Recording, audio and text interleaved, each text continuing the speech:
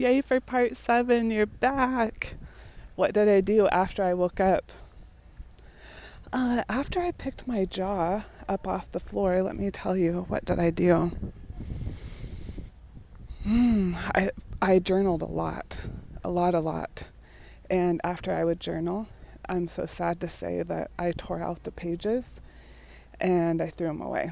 I was so afraid that even though I was living on my own, I was so afraid that somebody was going to find out that I was an unbeliever. I don't know. Like I was constantly feeling like I was going to be struck down by lightning. Like Jehovah was watching me, everybody was watching me. And so, yeah, that's what I did. My journal, it got tore up. So yeah, during that time, I watched a ton of YouTube, a ton. And I figured out that really what I wanted to do was that I really wanted to find my person, because I had been single since the pregnancy until was that 3 years? So it had been 4 years, on my own. So I wanted to find my person. And so I also was reading up a lot about self-love, because they said if you want to find your person, then you have to love yourself first. And I'm like, how do you do that? I have no idea how I'm going to do that. So I watched a lot of YouTube videos about it. I read a lot of books. I was listening to podcasts, and I was really trying to figure out how I was going to do this. And yeah, I'm really sad that those journals got trashed. But I've had a few comments lately on my videos that they're like, oh, you're such a narcissist. It was in the last video, episode 6, when I was saying, oh my gosh, I was looking back at myself and I looked and I saw that I love, I'm like, oh my gosh, I love her so much. Like loving ourselves, that's something us EXJWs really need to, I see that we need to work on that. And maybe you don't, but I'm just saying in general, right? I see it a lot. Like with every single one of my clients, I've seen it. It's like, how do you do that when you're taught to not even consider your own feelings, It's really something that we have to learn. And so during the meetings, guess what I was doing? I was reading other books, because back then, we were on a tablet. That was back in 2016 to 2019, so everything was by tablet or by phone.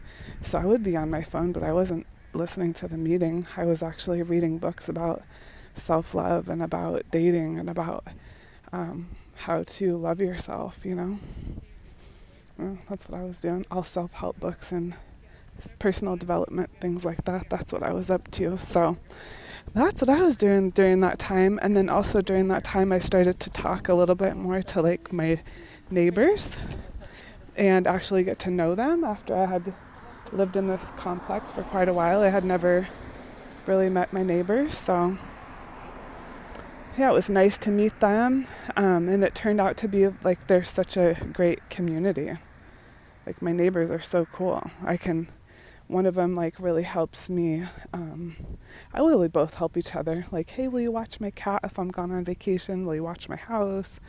Or oh, my kid's late for school. Could you help me? Things like that. And then they ask me for help too. It's a back and forth relationship where it's a true community. So I started talking to my neighbors. Oh, and then I started to talk to people at work. Because really what I used to do, and maybe this is true for you too, as a witness, did you just used to only do your work and totally avoid people? Because that's what I would do. I'd be very, very, very quiet, not say anything, really try to avoid any interaction, any conversation. So then I started to talk at work. People were really surprised.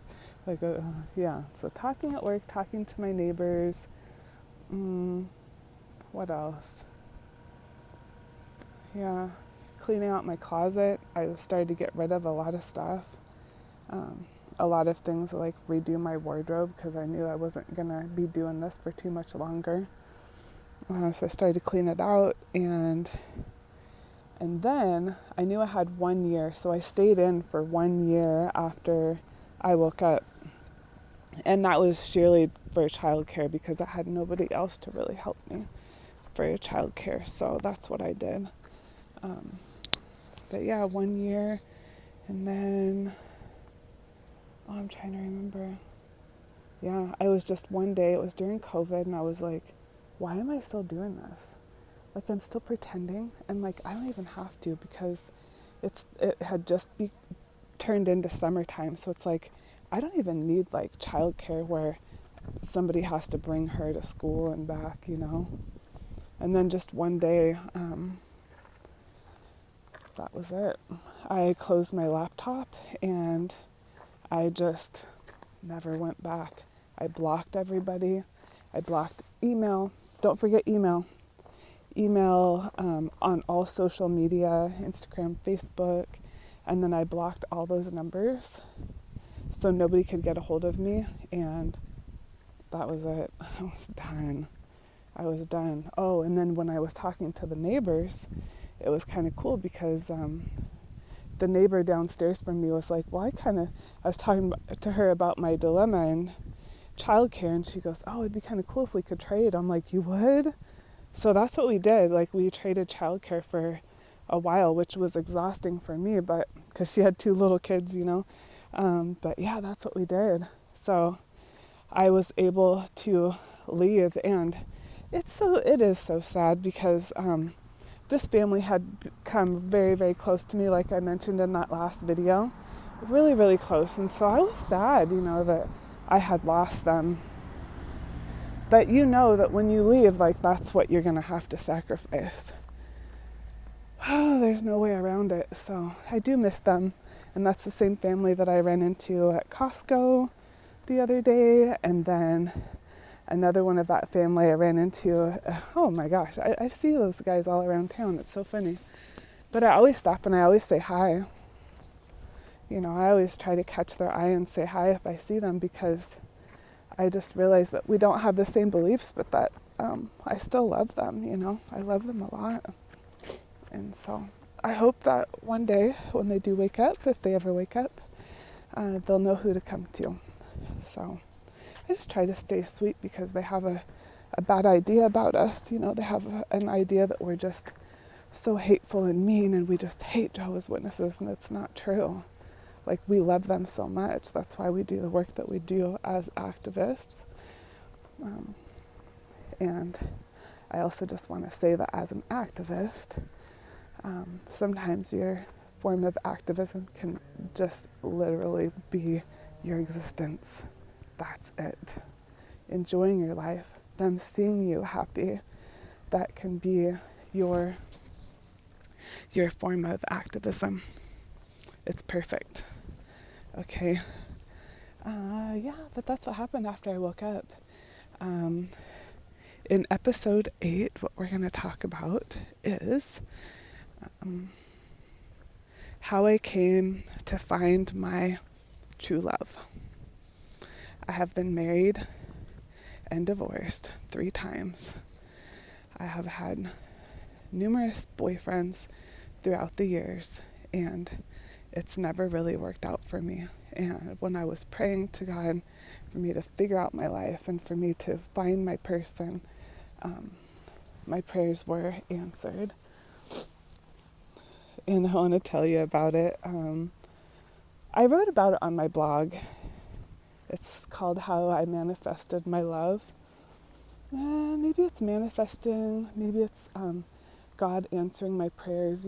I've been learning more about that lately because I'm very curious about God and Jesus and spirituality and like trying to figure it out. So if ever you ask me and you say, oh, do you believe in God and Jesus, or like what's your, basically religious affiliation, I don't really know. I know that I'm going to figure it out though. So yeah, I don't really know, and I don't think it matters because we're all on a different path, we're on a different journey, and I'll let you know. But I don't think that there's just one right way. So whatever you want to do, that's awesome for you. Whatever I want to do is going to be awesome for me, and we don't have to do the same things. Yeah, and we can also change. Can decide one day we want to do this, and then another day, like, oh, decide I want to do it different. So those are my deep thoughts about waking up and leaving. I know I didn't have my family like a lot of you might have your family still in. And when you leave, you're going to lose your blood family. And I know that's really difficult. So if that is you, like, build up your support system of friends before you go. And I can make a whole video on how to get yourself prepared. Okay? So thanks for being here with me. And thanks for following along. It means so much to me. I appreciate you, and I want to hear your story too. And that's why I'm doing these videos. It's for you too, because I want you to know that we don't have to make it complicated to really send a message, to really reach people that really need to hear what we have to say. I want to make this like proof that anybody can do this, okay? And it's great that our stories are different, because nobody wants to hear the same story. They're all different, they're all meaningful.